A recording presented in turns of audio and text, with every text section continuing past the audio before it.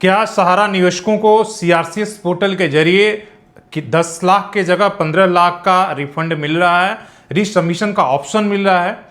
क्या जो 10 लाख के रिसबमिशन का पोर्टल था उसके जरिए जो उन्होंने दावा किया था उनके पैसे वापस 45 दिन के अंदर आ रहा है? ये तमाम सारे सवाल आज इंटरनेट पर पूछे जा रहे हैं और इसके लेकर कई एक्सपर्ट के तौर पर वीडियोस भी बना रहे हैं। लेकिन सवाल यही है कि क्या कहीं जब आप पोर्टल पर जाएंगे सीआरसीएस पोर्टल पर, वहां कहीं भी 15 लाख का दावा का कहीं भी कोई नोटिफिकेशन नहीं है। मतलब एक तरीके से बरगलाने की बात हो रही है। जो 10 लाख तक के दावा था वही आप कर सकते हैं और 45 दिन के अंदर, जो वर्किंग डेज के अंदर, वो पैसे आने हैं।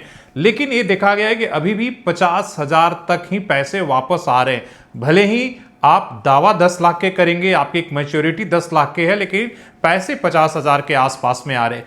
वो भी अब जो है उसकी संख्या काफ़ी कम हो चुकी है, क्योंकि पहले ही पिछले सत्र में गृह मंत्री ने बता दिया है कि 8,500 करोड़ रुपए जो हैं बांट दिए गए हैं देश में कम से कम 40 लाख लोगों को।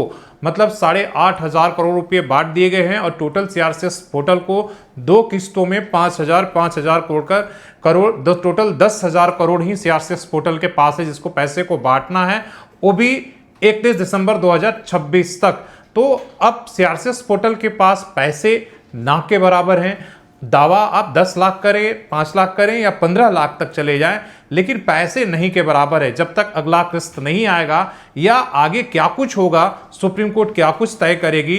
बीच में आपने देखा था एक उम्मीद बंदी थी लोगों की कि जब कहा जा रहा था कि सहारा और अडानी के बीच में डील हो जाएगी और प्रॉपर्टी का जब डील हो जाएगा तो उसके जरिए निवेशकों का पैसा वापस दे दिया जाएगा। इस सहारा ने भी सुप्रीम कोर्ट के पास प्रेयर लेकर गया था कि हम चाहते हैं, लेकिन ऐसा कुछ हुआ नहीं। सुप्रीम कोर्ट ने उस मामले में ऑलरेडी आपने देखा कि सरकार के कई मंत्रालयों को नोटिस किया, जिसमें आपके जो है कोऑपरेटिव विभाग, गृह मंत्रालय का जो है वो सहकारिता मंत्रालय है, आपका औद्योगिक मंत्रालय है, वित्त सबसे सलाह लिया गया है कि आखिर उनकी इस पर क्या राय है।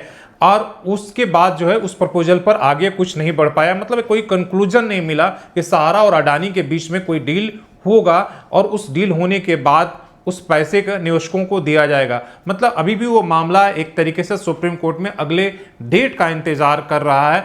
और उसके बीच में आपने देखा था कि एक जो है सुप्रीम कोर्ट ने एक अपने तरफ से भी जो है उन्होंने अमिकस क्यूरी को जो है नियुक्त किया गया था कि सारी प्रॉपर्टियों का लिस्ट बनाएंगे, आकलन करेंगे कितना है और प्रॉपर्टी का क्या स्टेटस है और उसका क्या दाम होना चाहिए। वो सारी चीज़ें जो है अभी तक कहीं ना कहीं जो है वो अंधेरे में है और स्पष्ट खुलकर नहीं आया है कि क्या कुछ होगा। तो निवेशक जो है वो उम्मीद लगाए हैं, कभी पोर्टल पर भरोसा कर रहे हैं, कभी सरकार पर कर रहे हैं, कभी सुप्रीम कोर्ट में कर रहे हैं, लेकिन अभी तक उन्हें कोई ठोस रास्ता नहीं मिल पाया कि किस रास्ते से उनका पैसा वापस मिल जाएगा। सीआरसीएस जो पोर्टल है वो शुरू से कहा जा रहा है कि ऊंट के मुंह में जीरा साबित होगा, इसलिए कि जो निवेशकों की संख्या है वो लाखों में है, उनका बकाया जो है वो लाखों करोड़ है। और आप बात कर रहे हैं 5,000 10,000 करोड़ की, और टोटल जो है सुप्रीम कोर्ट के पास 25,000 करोड़ ही, जिसमें 10,000 करोड़ जो है अभी तक डिस्ट्रीब्यूशन के लिए दे दिया गया है। मतलब पैसा काफ़ी कम है और निवेशकों की जो बकाया है वो बहुत ज़्यादा है, इसलिए कोई जो है रास्ता, ठोस रास्ता नहीं मिल पा रहा है। और 10 या ये 15 लाख की जो बातें कही जा रही है वो सब एक तरीके से भ्रम फैलाने की स्थिति, केवल उम्मीद जगाने के लिए ये सारी बातें कही जा रही है।